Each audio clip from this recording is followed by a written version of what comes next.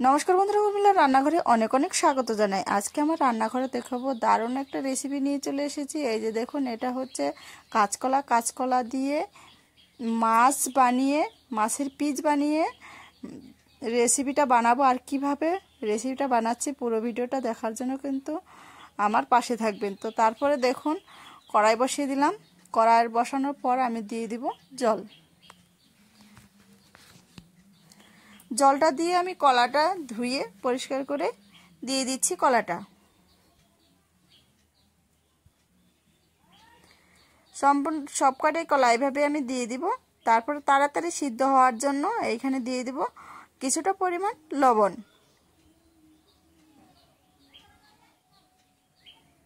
লবণটা দিয়ে দেখুন, তারপরে একটা ঢাকনা দিয়ে আমি ঢেকে দিচ্ছি। তাড়াতাড়ি কলাটা কিন্তু সিদ্ধ হয়ে যাবে। প্রায় 8 থেকে 9 মিনিটের মতো আমি ফুটিয়ে নিচ্ছি। এখন আমি ঢাকনাটা তুলে নেব। এই দেখুন, অনেকটাই কিন্তু জলটা কমে এসছে আর কলাটাও কিন্তু সিদ্ধ হয়ে এসছে। দেখলাম একটা খুন্তি দিয়ে, না, কলাটা সিদ্ধ হয়ে এসছে। তো এখন আমি কলাগুলোকে তুলে নেব।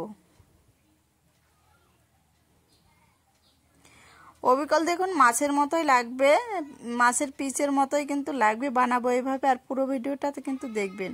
আর ভিডিওটা ভালো লাগলে অবশ্যই সাবস্ক্রাইব, লাইক, কমেন্ট করে কিন্তু পাশে থাকবেন। সম্পূর্ণ নামানো হয়ে গেল। এই যে দেখুন, একটা থালাতে নিয়ে নিব। এটাকে ঠান্ডা করতে হবে। কিছু টাইম রেখে দিচ্ছি ঠান্ডা করে। এই দেখুন, গরমটা চলে যাচ্ছে না, কিছু টাইম আমি রেখে দিয়েছি ঠান্ডা করার জন্য। তো ঠান্ডা হয়ে এসছে প্রায়। এখন আমি ছুলে নেব কলাগুলোকে।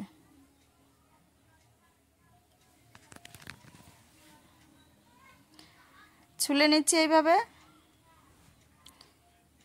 এই তিনটা কলা দিয়ে আজকে দারুণ একটা রেসিপি নিয়ে আপনাদের কাছে হাজির হয়েছি। তো তারপরে দেখুন, এখানে লবণ, হলুদ, আদা, শুকনো লঙ্কা বাটা, আদা আর হচ্ছে রসুন, আর এখানে নিয়েছি জিরে বাটা। সম্পূর্ণ মশলাই কিন্তু আমি দিয়ে দিচ্ছি। তারপরে এখানে নিয়ে নেব ছোটো বাটির 1 বাটি বেসন দিব। দিয়ে দিয়েছি ছোটো বাটির 1 বাটি দিয়েছি আমি চালের গুঁড়ো। এখানে নিয়েছি পেঁয়াজ কুচানো। তারপরে দিয়ে দিব আমি কিছুটা পরিমাণ সরষের তেল। সরষের তেলটা দিয়ে বেশ করে কিন্তু এটাকে মাখতে হবে। তেলটা দিলাম যাতে খেতে কিন্তু এটা মাখতে কিন্তু ভালো হবে, তার জন্য আমি তেলটা ব্যবহার করলাম।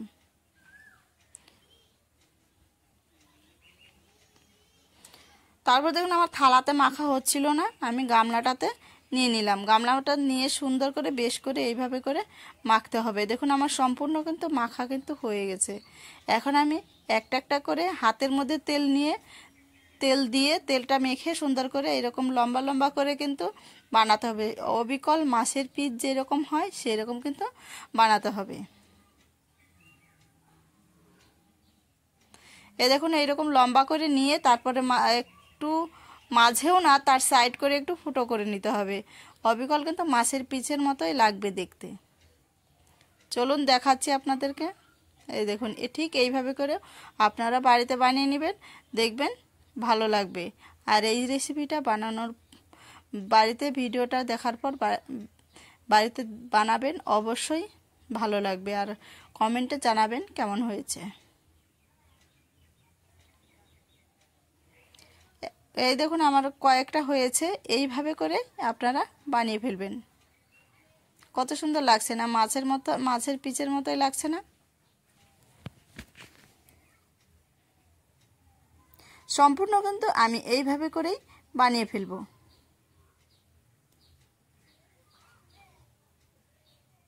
সম্পূর্ণ বানানো হয়ে গেল। তারপরে এই যে দেখুন, এখন এইগুলোকে আমি ভেজে নিব। এই দেখুন, কড়াইটাও আমার কিন্তু আমি পরিষ্কার করে নিয়েছি। তারপরে আমি দিয়ে দিব সরষের তেল। পরিমাণ মতো সরষের তেলটা দিয়েছি। তেলটা ততক্ষণ গরম হোক। এখানে মাছের যে পিসটা বানিয়েছি, এখানে নিয়েছি সুজিটা দিয়ে এরকম গায়ে গায়ে সম্পূর্ণ কিন্তু মাখাতে হবে। তারপরে না তেলের মধ্যে ভাজতে হবে, এইভাবে করে আপনারা বিকেলে চায়ের সাথেও কিন্তু এরকম করে খেতে পারবেন। তরকারিটা না রান্না করেও এভাবে কিন্তু আপনারা বানিয়ে চায়ের সাথে কিন্তু খেতে পারবেন। অসাধারণ কিন্তু খেতে লাগবে। একবার বাড়িতে ট্রাই করে দেখবেন। দেখুন সম্পূর্ণ এইভাবে কিন্তু গায়ে গায়ে সুজিটা কিন্তু আমরা লাগিয়ে নিয়েছি। এখন আমি ভেজে নিচ্ছি। তেলটা একটু হালকা নেড়ে চেড়ে দেব। তারপরে এই যে মাছের পিসগুলো আমি ভেজে নিচ্ছি।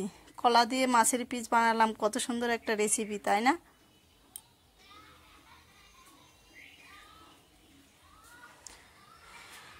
সম্পূর্ণ এইভাবে পিস বানানোর রেসিপিটা আমি তেলে ভেজে নিয়ে নামিয়ে নিব।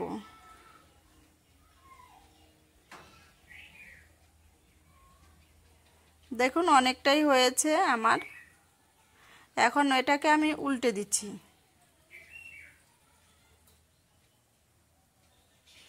উল্টে কিন্তু নেড়ে চেড়ে নিব।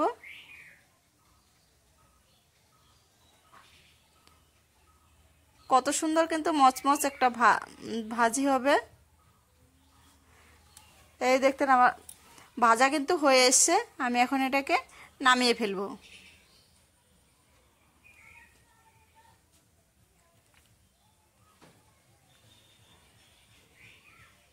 নামিয়ে নিচ্ছি আমি একটা থালাতে, আমি নামিয়ে ফেলবো। এই দেখেছেন তো কত সুন্দর লাল হয়েছে। এইরকম রেসিপি আপনারা কিন্তু সন্ধ্যার সময় চা দিয়েও কিন্তু খেতে পারবেন। খেতে কিন্তু ভালো লাগবে। সম্পূর্ণ কিন্তু এইভাবেই আমি ভেজে কিন্তু নামিয়ে ফেলবো।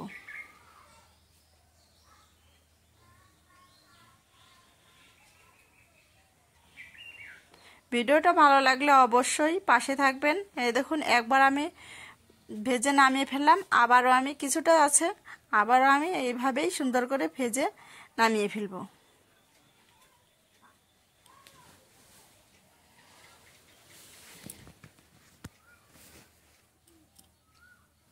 ভাজি হয়ে এসছে মাছগুলো, আবার উল্টে দিচ্ছি আমি।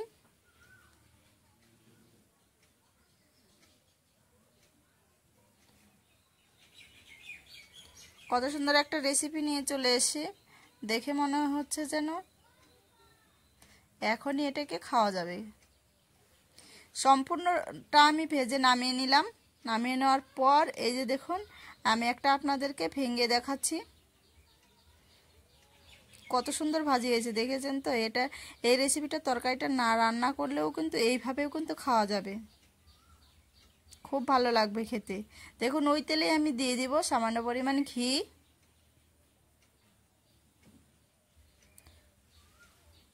তারপরে দিয়ে দিচ্ছি গোলমরিচ আর গরম মশলা আর কয়েকটা এলাচ দিয়েছি, 2টা শুকনো লঙ্কা দেব। দিয়ে দিচ্ছি একটা বড় সাইজের পেঁয়াজ কুচানো, দিয়ে সুন্দর করে একটু বাদামি কালারের করে আমি ভেজে নিব। দিয়ে দেব একটু চিনিটা দেওয়ার পর হালকা করে একটু নেড়ে চেড়ে নিব যাতে কালারটা একটু সুন্দর আসে।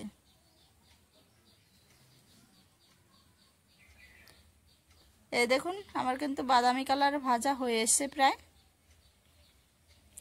তারপরে দেখুন এখানে মশলা দিচ্ছি, শুকনো লঙ্কা বাটা,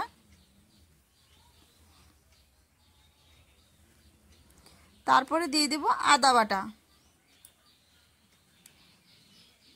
তারপরে এইখানে নিয়েছি আমি জিরে বাটা, তারপরে দিয়ে দেব আমি রসুন বাটা। অল্প মশলায় কিন্তু অসাধারণ একটা রেসিপি রান্না হচ্ছে। তা মশলাটা দিয়ে আমি কিন্তু নেড়ে চেড়ে দিব। দিয়ে দিব স্বাদ মতো লবণ। লবণটা এখানে আপনারা স্বাদ মতো দিবেন, বেশি দিলে কিন্তু খেতে ভালো লাগবে না। তারপরে দিয়ে দিব আমি হলুদের গুঁড়ো। হলুদের গুঁড়ো দিয়ে আমি সুন্দর করে নেড়ে চেড়ে নিচ্ছি।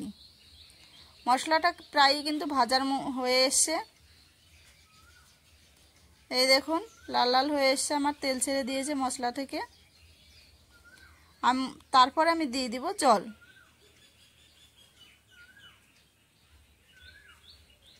জলটা দিয়ে হালকা আমি নেড়ে চেড়ে দেব। এইভাবে আমি ঝোলটাকে প্রায় 5 থেকে 7 মিনিটের মতো ফুটিয়ে নিচ্ছি। দেখুন এখানে কয়টা দিয়ে দিব, গোটা লঙ্কা, কাঁচা লঙ্কা দিয়ে বেশ করে, কাঁচা লঙ্কা এইভাবে দিলে কিন্তু তরকারি একটা আলাদাই কিন্তু একটা সেন্ট করে। তারপরে দেখুন ভেজে রাখা যে কলার দিয়ে মাছ বানিয়েছিলাম ওই মাছগুলো দিয়ে দিচ্ছি, মাছের পিসগুলো। কি তাহলে আপনাদের কাছে এরকম রেসিপি আপনারাও বাড়িতে বানিয়ে ফেলবেন ভিডিওটা দেখে।